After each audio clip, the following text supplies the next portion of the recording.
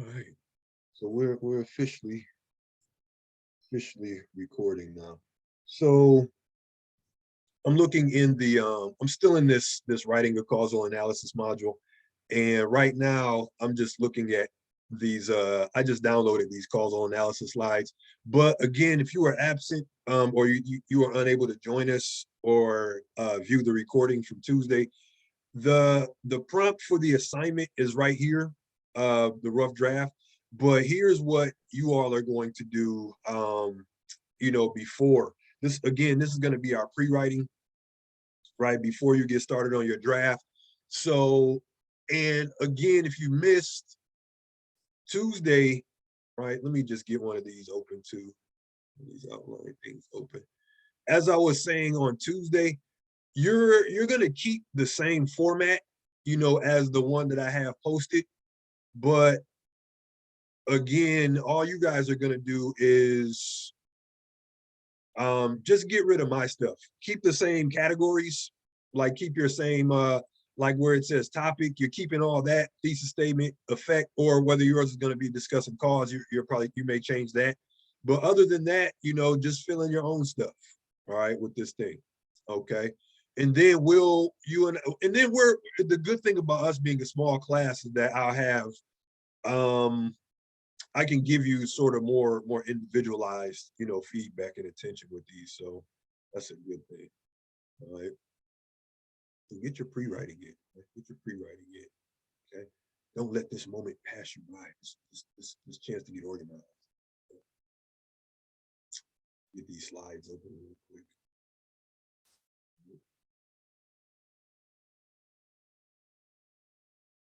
All right, man. Cause and effect. Okay. Cause and effect. And again, cause and effect. It's just an explanation of how and why. All right. Explanation of how and why. Okay. So again, when we ask why an event or actions occurred, we had discussed causes.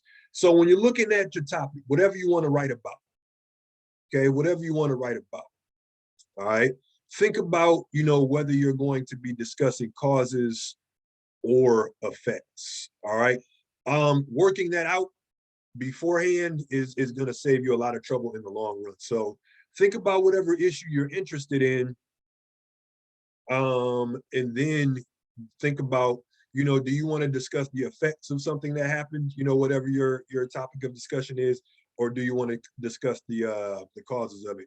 And think about like climate change. I keep going for that one because it's a low-hanging fruit topic. You can write about that if you want to, but so if climate change is, something that you want to write about, you either in your paper you are going to discuss the causes of climate change, or you're going to discuss the effects of climate change. All right. So I think that's one thing we can work out beforehand, right? One, getting your topic together, and two, working out whether you're going to discuss causes or effects. All right. And then really, when you think about it, cause and effect, we kind of do cause and effect, every day without even thinking about it, because whenever we make a decision, we often have to weigh out the consequences of that decision, or we have to weigh out, what's going to be the result of that decision. So our minds are constantly, doing this process of either comparison or cause and effect, or hopefully we are. All right, hopefully we are. All right, so cause and effect helps us explain historical events, absolutely. Natural happenings, and the actions and attitudes towards groups. Like I was just before this class reading about the just the conflict in Ukraine, just kind of to educate myself, on the causes of that. So that's a good, a good situation. Not a good situation, but it's um a good opportunity for causal analysis, like seeing what led up to this moment, and then seeing the possible effects, whether it's effects in Ukraine or you know global effects. All right. So again, cause and effect is not something that's divorced, from our everyday lives. What I was reading. All right. Now, I think this is work that we all could do, or you all could do, as you're putting your outlines together. Okay. Think about, like, if I was to say, the reason we have so much violence in the US is, all these violent movies that come out. Okay. All these violent movies are the cause of violence, in the United States. All right. I can't make a statement like that. All right. One, violence in the US, it's a complicated issue, and it's certainly been around before, talkies or like moving pictures or movies or what have you. So the point I'm making with that is, whatever you're discussing, try not to oversimplify it. And again, this is another reason why I'm having you all start off with that outline, because I want you to think, of course, there's going to be some reasons that are like right on the surface. All right. But I also want you to think about like deeper reasons, behind, whatever you're discussing. All right. So be mindful not to oversimplify by omitting causes or effects. Okay. So don't take a complex issue and oversimplify it. All right. A cause can have many effects, and an effect can have many causes. Okay. So looking beyond the obvious can reveal that a cause has many effects. All right. So as you're, okay. All right, Robert. Maybe sign out and sign back in. Right. But it's cool if you don't have video. All right. So consider the high rate of divorce in the US. Okay. I think I talked about it last week. We're at about 53% in the US as far as the divorce rate. All right. For a person's second marriage, the rate's even higher. All right, and so on and so forth. But if you look at the causes, right, of our high divorce rate, sometimes we do oversimplify. We always think like, oh, it was money, one person was cheating, or they both were cheating, or whatever. But it's much more complicated than that. Okay. Causes are likely to be several: infidelity, money, lack of communication, unpreparedness, weight gain. That's not me, that's real research. All right. That's like a research point. But I think, like if we take weight gain further, it just means that sometimes there's a dramatic change in appearance, when people get married. All right. Constant fighting, abuse, lack of intimacy, unrealistic expectations, and so on and so forth. But what I'm saying is, whatever we're looking at, the causes and or effects are likely to be multiple. So again, as you're putting your outline together, really think about, what we're going to talk about, like underlying issues. And underlying issues are underlying causes, or underlying effects are causes or effects that are not necessarily on the surface, but after really, giving your topic some analysis, you come up with some additional causes or effects. And before you do that, though, I think a good place to start is maybe just on some scrap paper, or, if you want to do it the formal way on your computer, just brainstorm, right? And whatever you come to mind, just jot it down. And then, like with any brainstorm, go back over what you come up with and see, okay, here's the idea. Here are the ideas that I want to pursue in this essay. All right.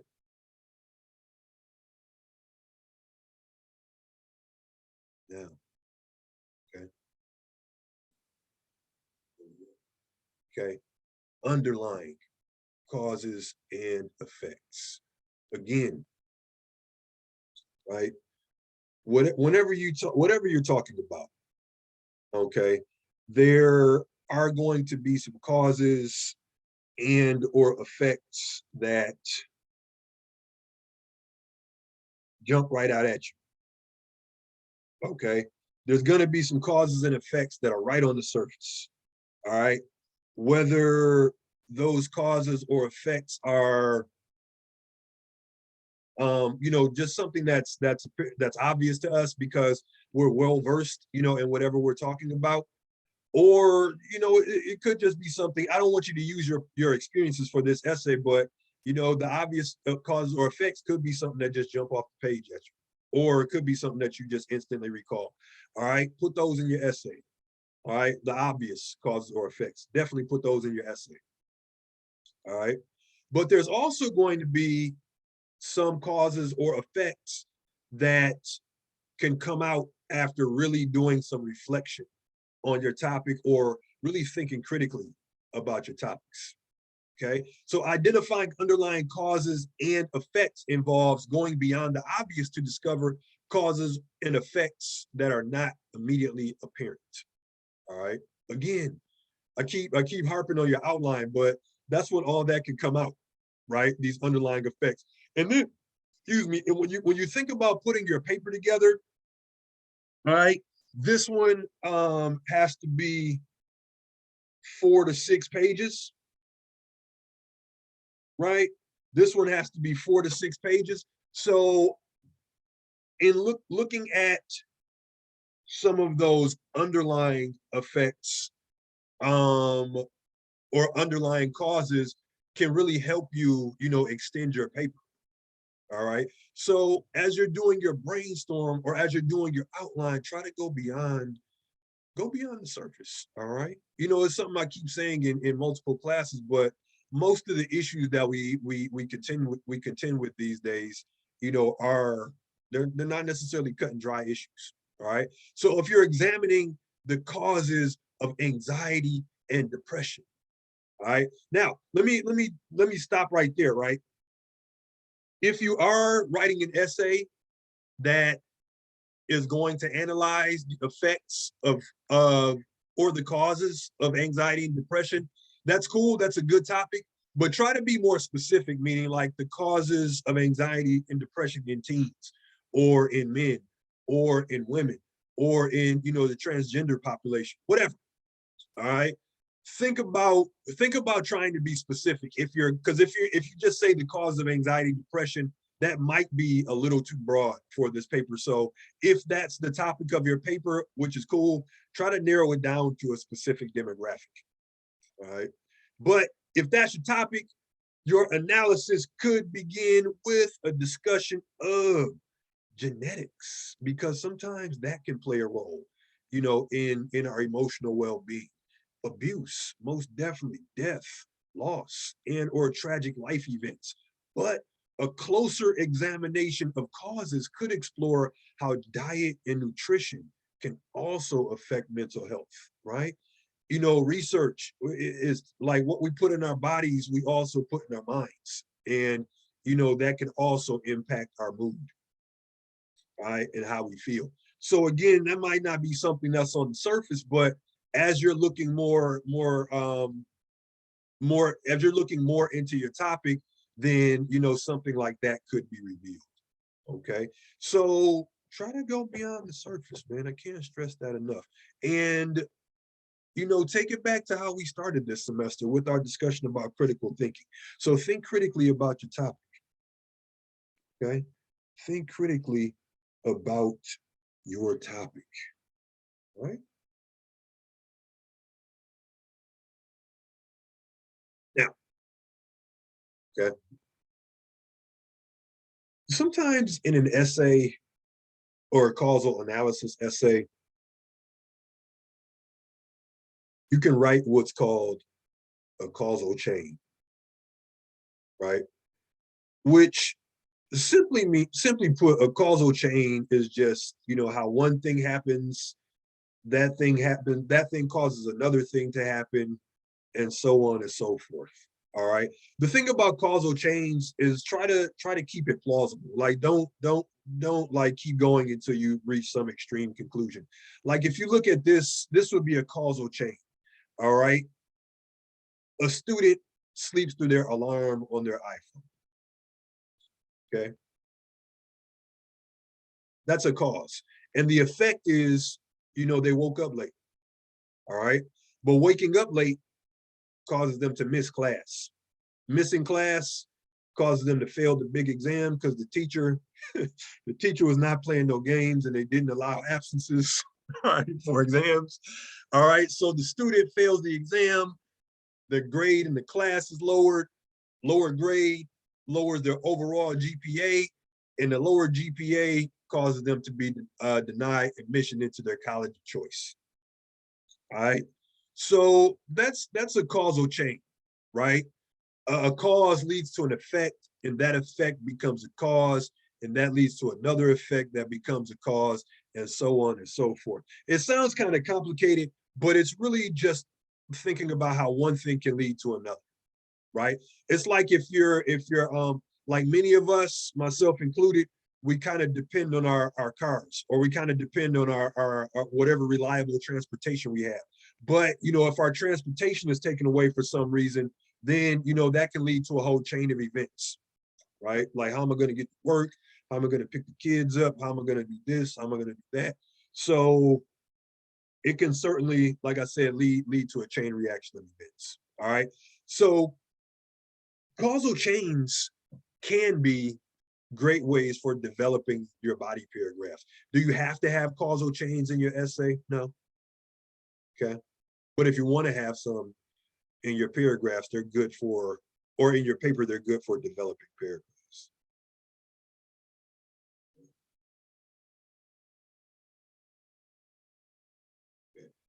I'm going to come back to this slide when we talk more about structuring your paper. But I will say, if you're Professor, sorry, is to interrupt. Is this slide in our ND2L? Yeah, this is it's This in PowerPoint? Yep. They're in the first writing a causal analysis module. Okay. All right, Like, there's two. which one There's is one that? it is just called causal analysis right here. Oh, the PowerPoint. Okay. Yep. Thank you. Yep. Mm-hmm. And were we supposed to do the effects of social media? Because I did, but then when I watched the video, you didn't say anything about it. No. I actually just I just made it hidden, so Oh, well. don't worry about that. Really, I just want you to be focused on getting your Okay. getting your outlines together. Yeah, just get your ideas together. But if anybody wants to write about the effects of social media, okay, that's open as well. That's a good topic. And then there's a ton of research out there, and then there's some great underlying effects for that. One of the and I'll see if I can dig it up to show you as an example. But I actually did get one about the effects of like overusing social media.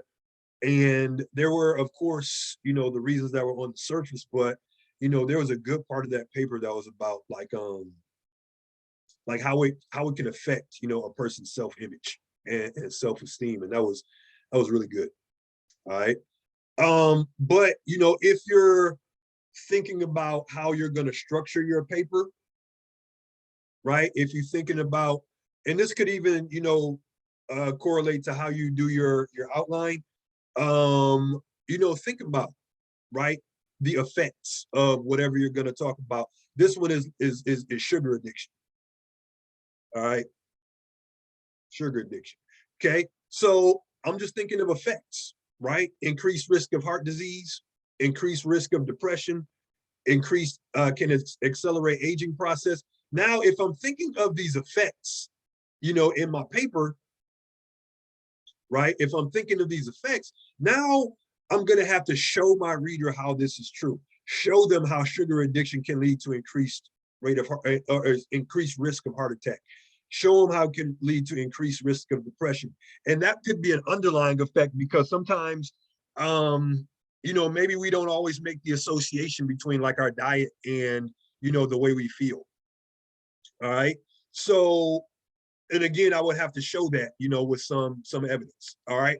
Or, the same principle would apply if you're talking about causes, right? Your paper, essentially it's going to be structured in the same way, right? This one, maybe the cause, right, is, excuse me, the effect, right? And we're talking about dopamine overdose, dopamine being our pleasure chemical in our brain. All right. One cause can be overstimulation from technology. Okay. That's why sometimes people, like, we think everything is boring, right? But some things are boring, to be honest. But sometimes we feel bored because we're overstimulated.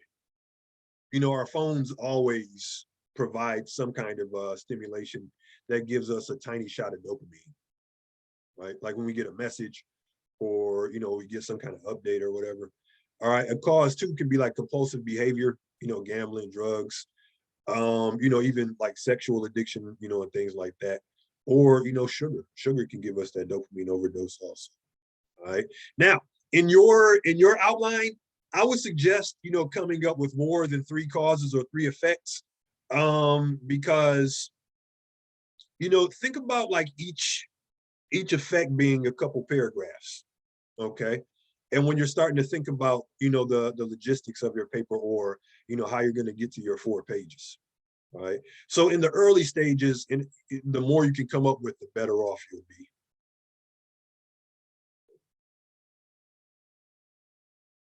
Now, think about this, man. Think about this. Right. Okay. Sometimes we mistake chronology for cause. What I mean is, just because one thing happens and then another thing happens, it doesn't mean that that first thing caused the second thing to happen. Like this example, you wake up late the day of an exam, you don't have time to shower. You make it to class on time because you skip that shower, and you do really well on the exam. As a result, you no longer shower before exams, right? What's the mistake being made there? What's the connection that we're mistakenly making? You skip the shower, you got an A on this exam, and you think to yourself, like, man, I'm never showering again before an exam. Well, the skipping of the shower may cause him to be on time. Yeah, but Like, it was probably the fact that maybe they were on time and not that they didn't shower. yeah, or that they studied, right? Yeah. They were prepared. So I think you know, it's important to just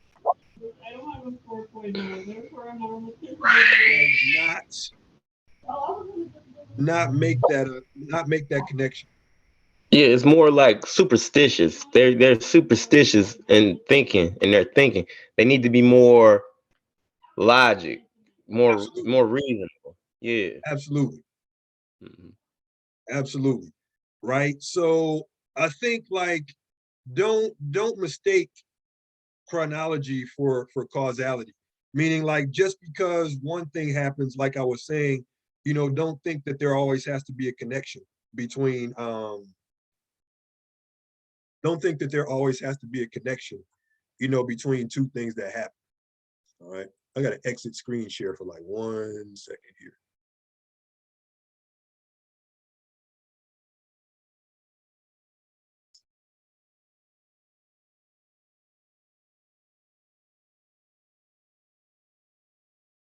So like to get that information, we would be doing research, Absolutely. right? Yes. Yes. All right. So there is a little bit of research, you know, involved in this assignment. All right. Let me get back in the screen share real quick.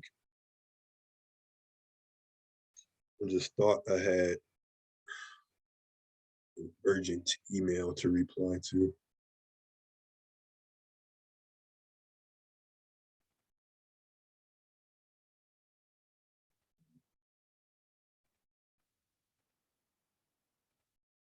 Okay.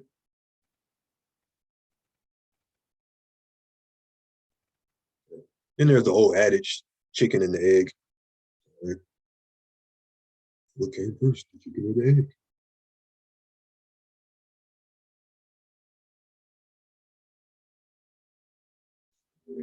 Now, okay, this essay, right?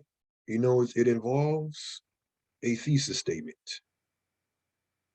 Okay, it involves a thesis statement. So this is how we're kind of departing, you know, from the essay we just did.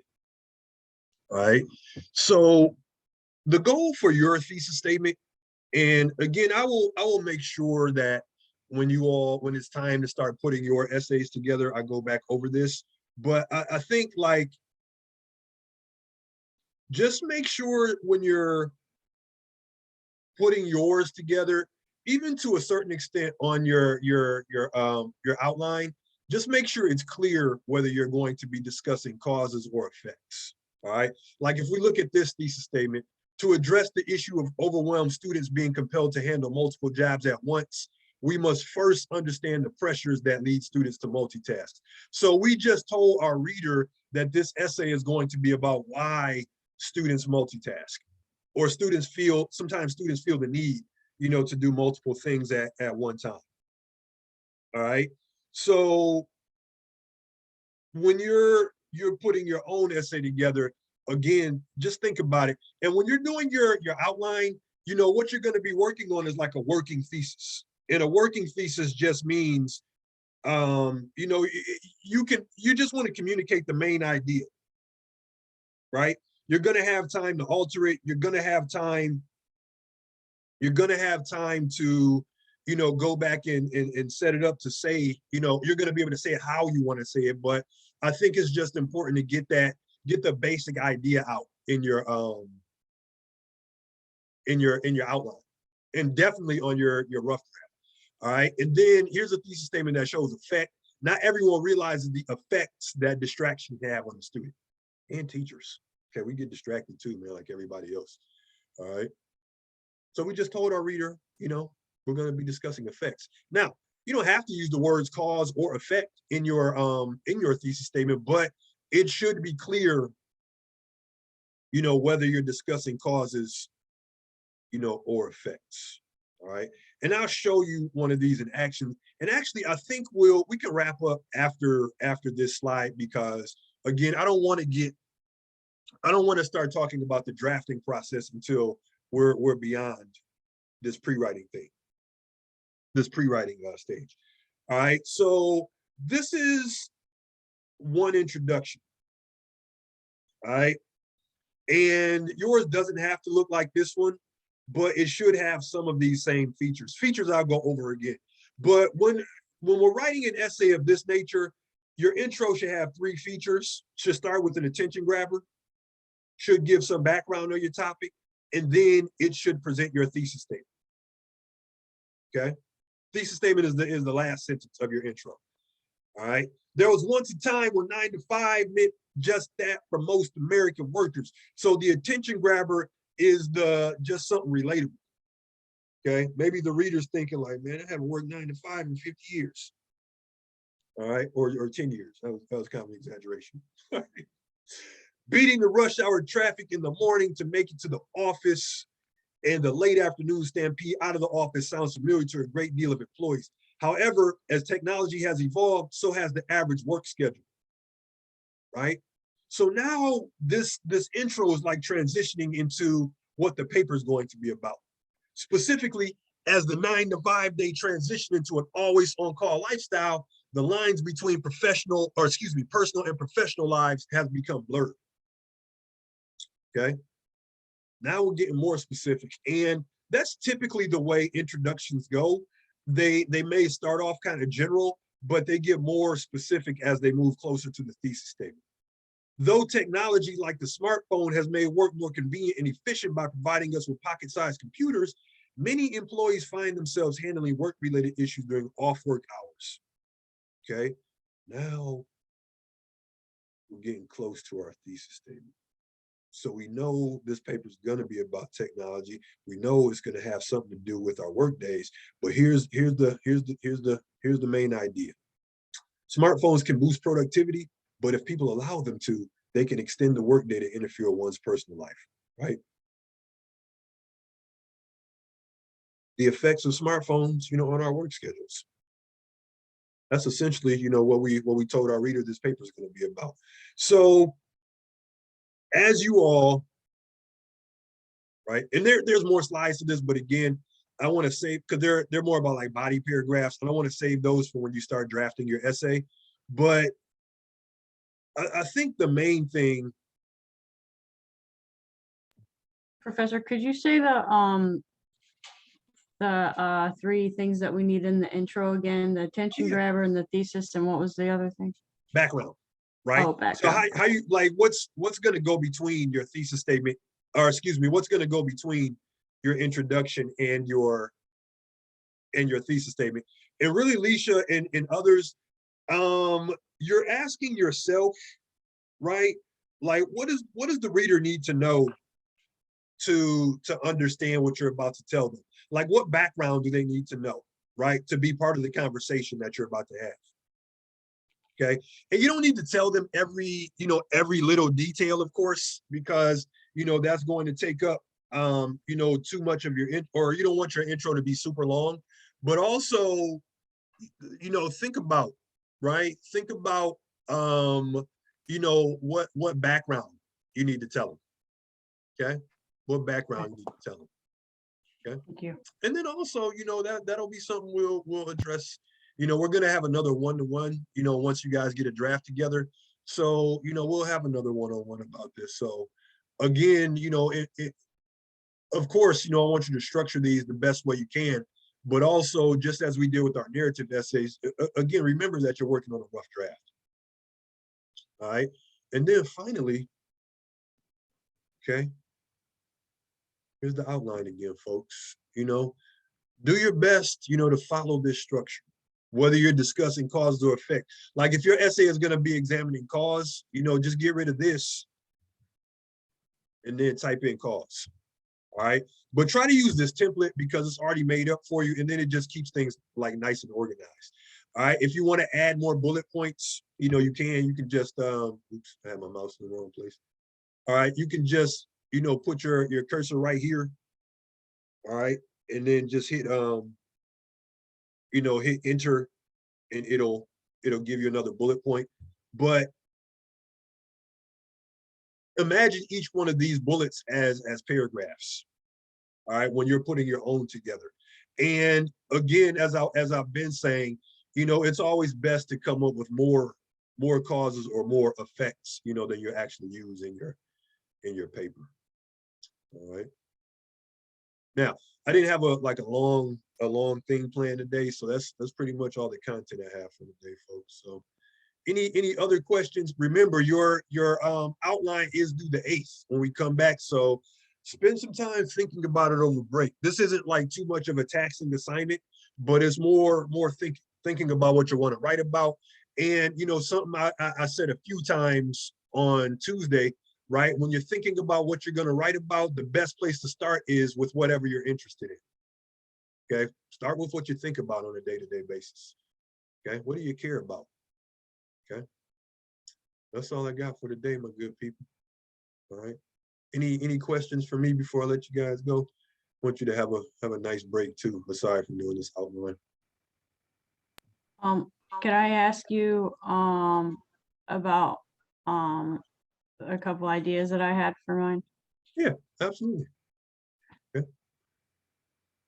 So everybody but Leisha, all right, have a good day. Okay.